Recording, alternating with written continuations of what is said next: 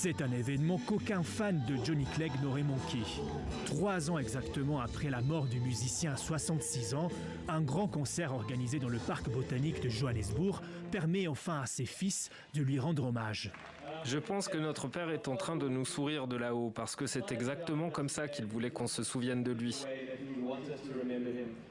Un moment très attendu aussi par les 10 000 personnes venues célébrer la vie d'un des artistes les plus emblématiques d'Afrique du Sud, connu pour son engagement contre l'apartheid. Je travaillais avec sa mère. Il venait à l'université de la Wits pour lui rendre visite et c'est comme ça que je l'ai rencontré. Je l'ai connu personnellement. Il parlait zoulou mieux que n'importe quel noir. Nous avons été à beaucoup de ses concerts quand il était encore en vie. Il a touché le cœur de tout le monde. Vous pouvez voir qu'ici, il y a une grande mixité de personnes. C'est notre nation arc-en-ciel et il a participé à sa création. Si la jeunesse est aujourd'hui moins familière des musiques de Johnny Clegg, la variété des artistes venus jouer en son hommage illustre son héritage riche. Des stars comme Zolani, le Soweto Gospel Choir ou du rock afrikaner.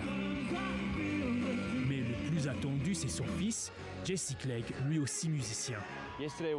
Hier, c'était le 3e anniversaire de la mort de mon père et c'est toujours un moment émouvant pour nous. C'était un artiste incroyable sur scène. Et être maintenant à côté de cette scène et regarder d'autres artistes jouer ses chansons, ça me ramène à tous ces moments où je voyais mon père sur scène, si présent dans le moment, si libre, qui dansait et chantait. C'est merveilleux de pouvoir replonger dans ces souvenirs. Des danseurs zoulous ont rappelé l'amour du chanteur pour cette tradition dans laquelle il excellait, lui que l'on surnommait le Zoulou blanc. Une pièce d'histoire sud-africaine participe aussi au spectacle. C'est Sipho Mchunu, compagnon de route de Johnny Clegg et cofondateur des Juluka, leur groupe de musique qui a milité contre l'apartheid.